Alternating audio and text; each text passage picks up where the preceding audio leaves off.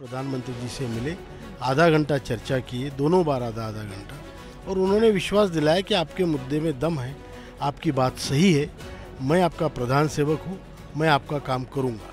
ये तो सरकार की असंवेदनशीलता है। तो आप जितनी भी उपलब्धियाँ गिनाएंगे, लेकिन ये आपके ऊपर दाग रहेगा।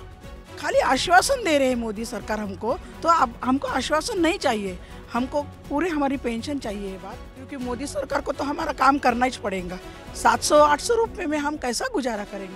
मोदी साहब हर दफ़े उसके संभाषण में बोलते हैं कि भाई और बहनों बोल के सबको यानी विश्वास दिलाते कि ये काम हम करेंगे, लेकिन हमारा ये बुजुर्ग लोगों का काम अभी तक हुआ नहीं। जो हमारे पेट की बात नहीं करेगा उसके बारे में सोचने का हमको कोई ये नहीं। पहला सवाल क्या है कि इसका कोई ये इलेक्शन पे कोई होगा क्या? जरूर होगा। 75 लाख इंटू 10 ये 12-13 कोटि लोग संख्या दी थी। हम कोई भीख नहीं मांग रहे, हमारा हक मांग रहे। दिल्ली के जंतर मंतर पर EPS 95 पेंशनर्स का प्रदर्शन चल रहा है। ये प्रदर्शन क्या है, क्यों हो रहा है, केंद्र सरकार से क्या मांग है, इस पर बात करने के लिए हमारे साथ कमांडर अशोक राउत मौजूद हैं। आप महाराष्ट्र से आए हैं खास तौर पर, और हमने देखा कि प्रदर्शन चल रहा था अभी, और जैसा मैंने कहा EPS 95 दर्शकों की समझ के लिए बताइए कि क्यों सड़कों पर उतरने को मजबूर हैं आप लोग। देखिए, EPS 95 ये भारत के सभी इंडस्ट्रियल वर्कर्स के लिए बनाई पेंशन स्कीम है जी। तो जो भारत में तकरीबन 75 लाख लोग जो इंडस्ट्रियल सेक्टर से रिटायर्ड हुए हैं, और 7.5 करोड़ लोग जो अंशदान कर रहे हैं आज की तारीख में, ये सभी लोगों का ये प्रश्न है। ये लोग पहले से ये कॉन्ट्रीब्यूटरी पेंशन स्कीम है, तो पहले से कंट्रीब्यूशन करते थे, हर महीने पैसे भरे कि हम जब रिटायर्ड होंगे तो हमारा सामाजिक सुरक्षा के लिए हम पैसे जमा करें।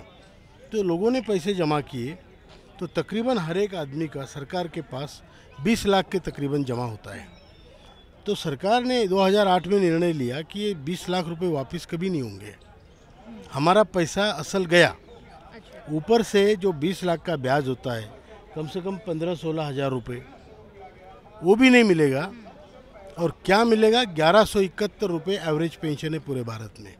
तो 60 साल की उम्र के बाद आपसे कोई 20 लाख रुपए ले और उसके एवरेज में आपको 1171 रुपया दे के बोले कि आप अभी जियो, तो कैसे जिएंगे?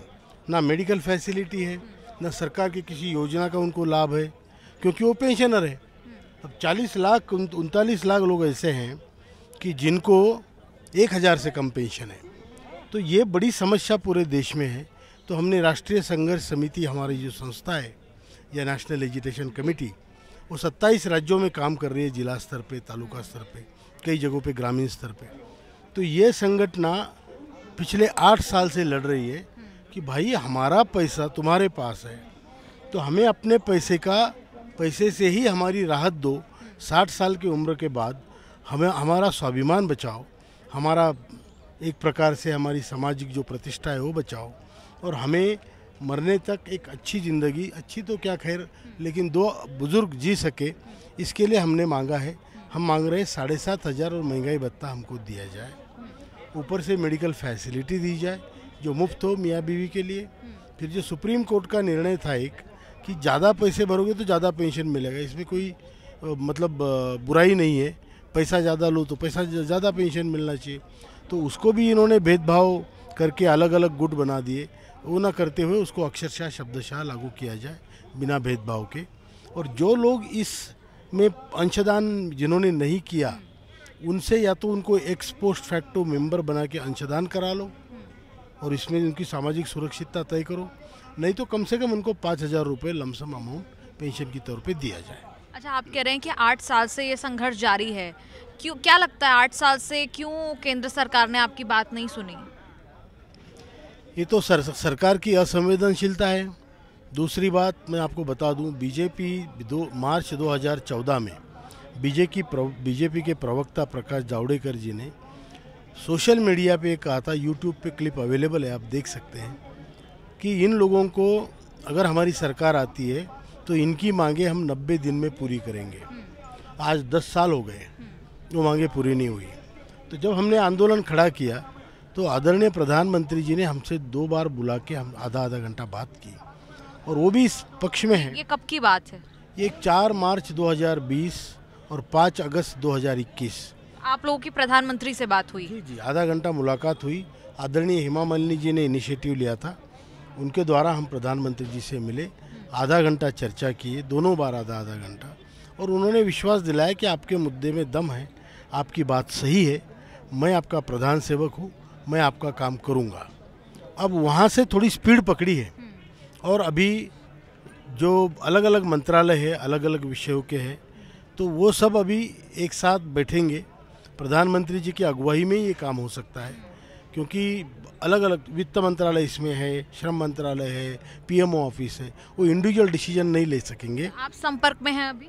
हाँ बिल्कुल है, संपर्क में है। क्या अपडेट अभी आया उस बारे में? कुछ अपडेट अभी तक मिला उस बारे में? अपडेट तो नहीं है, बट अब ये सत्र में होना चाहिए, 9 तारीख तक ये काम होना चाहिए, ये हमारी मंशा है और सरकार से आपके माध्यम से विनती भी है। और हम जानते हैं कि इस साल चुनाव भी है, वो भी है, और क्योंकि आप सरकार से की लगातार बात कर रहे हैं, आपको लगता है कि सरकार अगर रिपीट हुई, अगर इस सत्र में, छोटा सत्र है ये, क्योंकि आपको क्या विश्वास दिया गया है कि आपकी बात जो है वो इस बार उठाई जाएगी? विश्वास तो दिया है, मंत्री जी ने कहा है, 2-3 बार कहा है कि हम इसी महीने में आपका काम करेंगे, तो हमें आशा है कि जब मंत्री ने कहा है, प्रधानमंत्री ने कहा है, तो होना चाहिए। और ये लोगों की संख्या कम नहीं है, इनकी संख्या तकरीबन देश में 30 करोड़ से ज़्यादा है, तो इतने लोगों का भविष्य इफेक्ट हो सकता है, और इतने लोग इस विषय में अपनी सहानुभूति रखते हैं, और इतने लोग ये संघर्ष को देख रहे हैं, और सरकार ने जो आश्वासन दिए वो भी देख रहे हैं, तो इसका मतलब होना चाहिए। और आप चाहेंगे कि ये सरकार एक बार फिर आए? नहीं, वो तो खैर सरकार ने अच्छे काम किए तो सरकार आएगी, उसमें कोई डाउट नहीं है। हम भी अच्छे कामों के कायल है। ये कोई पॉलिटिकल ऑर्गेनाइजेशन नहीं है, ये एक सामाजिक संस्था है, सामाजिक कार्य कर रही है। हमारे यहाँ पे सभी पक्ष पार्टी के लोग हैं, सभी जाति धर्म के लोग हैं, तो उसमें कोई दो राय नहीं। हम सब जो सरकार ने अच्छे काम किए हैं उसके हम कायल हैं, हम उसके लिए उनको बधाई देते हैं। लेकिन अगर इन लोगों का काम नहीं किया, वो भी 10 साल पहले बताए हुए, तो आप जितनी भी उपलब्धियां गिनाएंगे, लेकिन ये आपके ऊपर दाग रहेगा। ये आपको लगता है कि अगर जो 10 साल का इंतजार था, 10 साल पहले कहा था, आपका ये दावा है, आपका ये कहना है, मार्च 2014 में कहा था, और अब तक वो पूरा नहीं हो पाया? नहीं हो पाया, और आप उम्मीद कर रहे हैं कि इस सत्र में शायद वो पूरा हो जाए? बिल्कुल होना ही चाहिए, शायद नहीं, होना ही चाहिए। अच्छा, कितने हम माने कि कितने लोग इससे अफेक्टेड हैं देश भर में? 75 लाख रिटायर्ड लोग हैं जो इमीडिएटली बेनिफिटरी है, डायरेक्ट बेनिफिशियरीज है, और 7.5 करोड़ परिवार वो है जो आज कार्यरत है और अंशदान कर रहे हैं। वो आगे चल के भविष्य में उनको इसका फ़ायदा होगा, और उसके फ्यूचर या इनडायरेक्ट तरीके से वो बेनिफिशियरी है। तो क्या आप सभी लोग महाराष्ट्र से ही आए हैं या अलग अलग देश के? जो आंदोलन 31 जनवरी से यहाँ शुरू हुआ, सबसे पहले उत्तराखंड आया, दूसरे दिन उत्तर प्रदेश आया, फिर हरियाणा आया, फिर दिल्ली आई, फिर उसके बाद दिल्ली के बाद राजस्थान, कल मध्य प्रदेश, आज महाराष्ट्र। तो हमारा एक एक राज्य आके यहाँ पर ही काम कर रहा है। तो मतलब आप दिल्ली के बाद अभी और राज्यों में भी जाने वाले हैं? हम नहीं जाएंगे, लोग यहाँ पर आके आंदोलन कर रहे हैं, हर एक राज्य के लोग आ रहे हैं। अच्छा। रामलीला ग्राउंड पे आपने शायद देखा नहीं, 7 दिसंबर को 50-60 हज़ार से ज़्यादा बुजुर्ग वहाँ पे इकट्ठा हुए थे, बड़ी रैली निकली थी। तो ये सारी चीज़ें हैं जो सरकार को अनदेखी नहीं कर सकती। जी, आप लोग बात करना चाहेंगे? आप कहाँ से आए हैं? मैं महाराष्ट्र से आई हूँ। क्या नाम है आपका? सौ कविता सतीश भालेराव।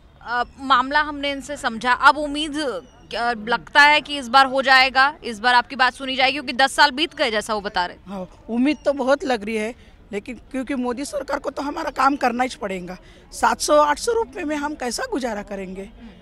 उसमें तो सारी गैस टाकी भी नहीं आती 700 रुपये में। बहुत सबको बहुत तकलीफ हो रही है इससे, बहुत हमारे रोज के 200 लोग तो मर रहे हैं। अभी उम्र रही कितनी, उतनी तो उनको पेंशन मिलना चाहिए। सबको 400 तो 1000 तक ही पेंशन है, किसको बहुत कम है, किसको 400 है, किसको 500 है, 2000 है, 2500 के आगे एक भी आदमी नहीं है हमारा। 70 लाख लोग हमारे हैं पेंशन में। खाली आश्वासन दे रहे हैं मोदी सरकार हमको, तो अब हमको आश्वासन नहीं चाहिए, हमको पूरे हमारी पेंशन चाहिए। एक बार हमको लगता कि ये 10 तारीख के अंदर मोदी सरकार ने हमारा काम करना चाहिए। और जैसा कमांडर साहब ने कहा कि 2 बार मुलाकात हुई है प्रधानमंत्री मोदी से, खुद ऐसा दावा है आप सभी का। आपको लग रहा है कि 10 साल के इंतजार के बाद कम से कम मुलाकात जब हुई है, इन पर्सन जब बुलाया गया, शायद 2020-21 की बात है अगर मैं गलत नहीं हूँ, तो जब इतना बुलाया गया, बातचीत हुई सब कुछ, तो कम से कम आपकी बात जो है वो सुनी जाए अंत में?